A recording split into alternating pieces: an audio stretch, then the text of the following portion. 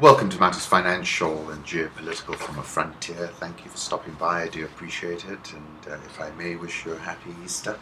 I'm certainly looking forward to taking some time out. We're going to Dubai. Looking forward to that. I'd like to thank His Excellency Joost Rijntjes for the invitation yesterday to the Dutch Business Gathering, I'll put up a photograph I took of Joost as he came to call me to the function.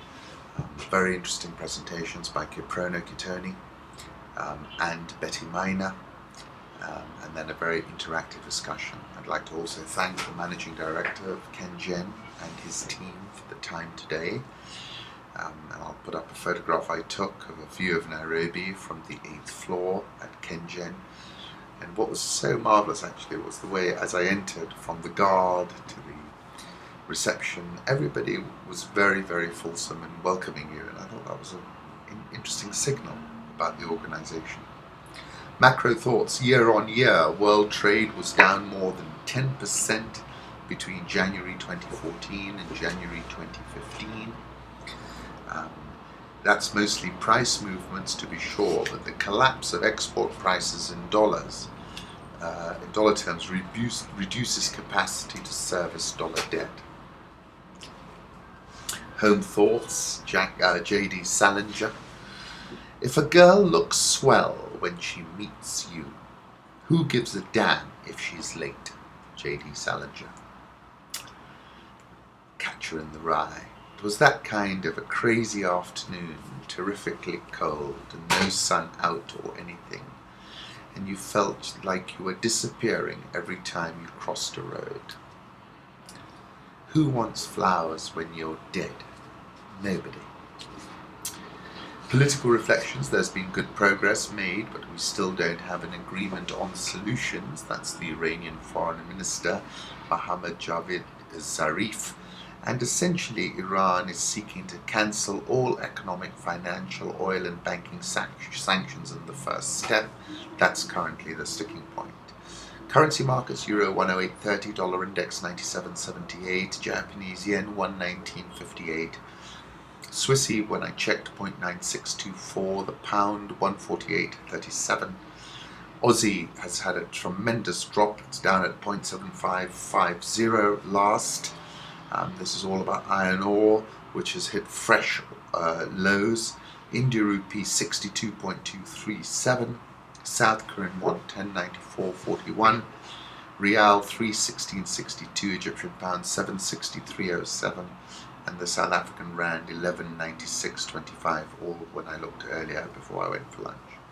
Dollar index, I'll put up a 3-month chart. And for the closely watched data, which is coming out tomorrow in a holiday, the US non-farm jobs data is due on Friday. Analysts polled by Reuters expect a rise of 245,000 jobs in March, following a gain of 290,000 in February. Another print above 200,000 in March would represent the 13th in a row, a string of persistent strength that has not been seen since 1997, said Greg Moore, senior currency strategist at RBC. It's been a very turbulent period, trading up and down, but I think, US strength will reassert itself and the dollar will be bought. I'll put up a 3-month chart of euro dollar, which has had a good bounce in the last few sessions. Commodity markets: gold, when I looked last, was at 12.05. Big squeeze high yesterday. I'll put up a chart. Crude oil also squeezed high yesterday, $49.81. Crude prices snapped a 3-session losing streak on Wednesday after the US Energy Information Administration and US oil production said US oil production dropped last week for the first time since late December.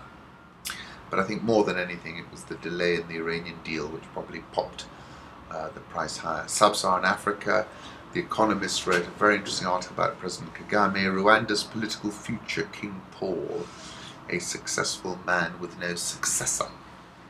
In many ways, Paul Kagame, the Rwandan president, is one of the most successful leaders in modern African history. He led an ethnic Tutsi militia that in 1994 ended a genocide perpetrated by the Hutu majority. The guilty were punished in courts under a democratic government which he established, mostly without creating new injustices. Rwandans are healthier, better educated than ever. Business is booming, corruption minimal, and foreign investors flock to the country.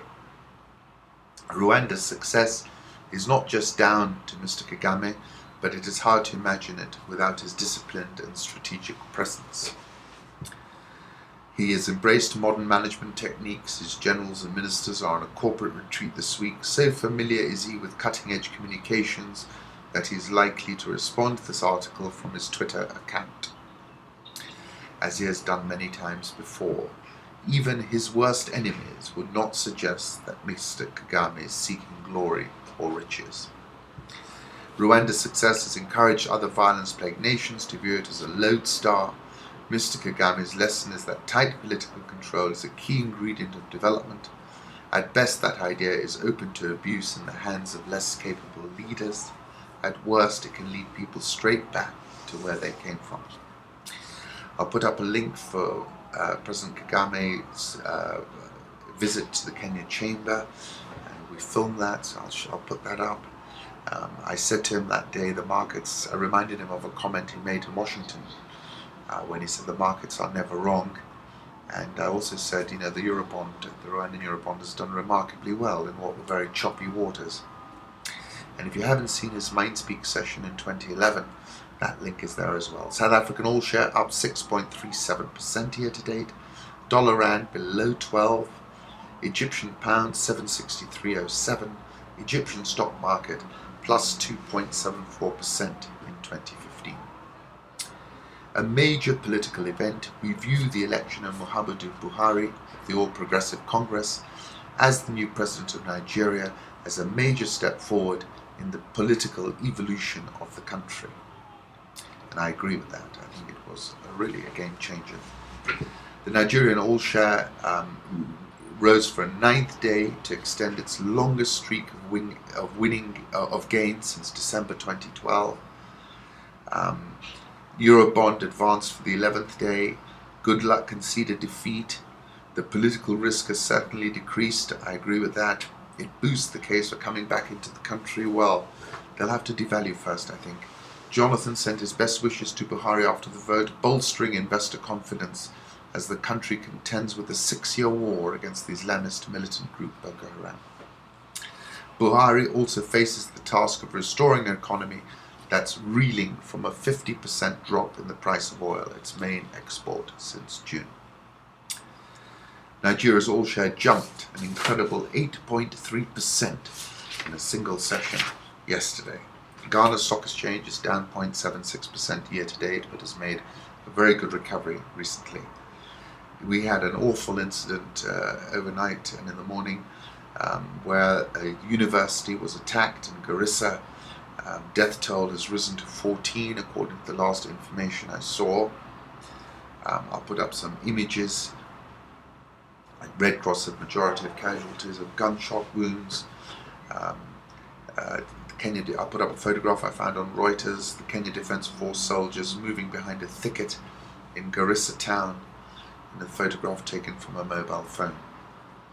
John Lee Anderson has written about elephants in the New Yorker.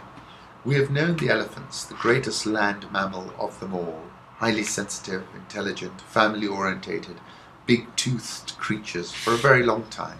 They've known us.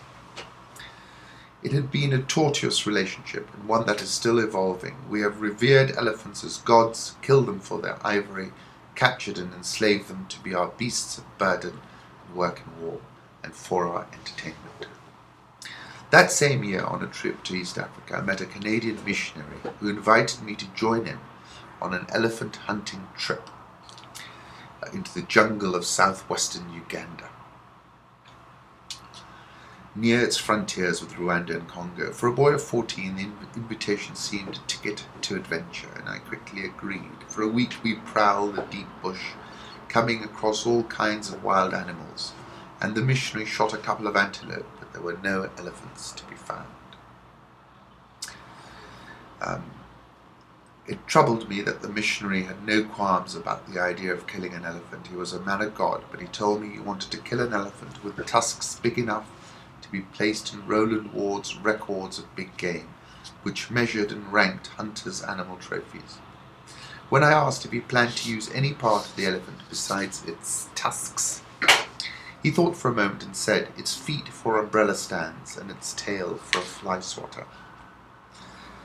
Last week, a Kenyan judge granted bail to a man believed to be one of East Africa's main illegal ivory kingpins, Faisal Muhammad Ali, who was among the top 10 suspects on Interpol's most wanted list for crimes against the environment. He is accused of complicity in poaching from Kenya's wildlife parks, pleaded not guilty.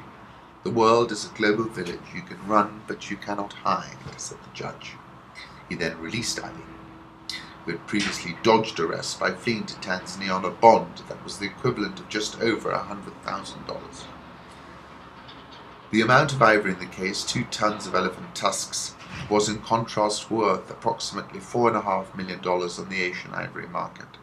They would also have cost the lives of 114 elephants.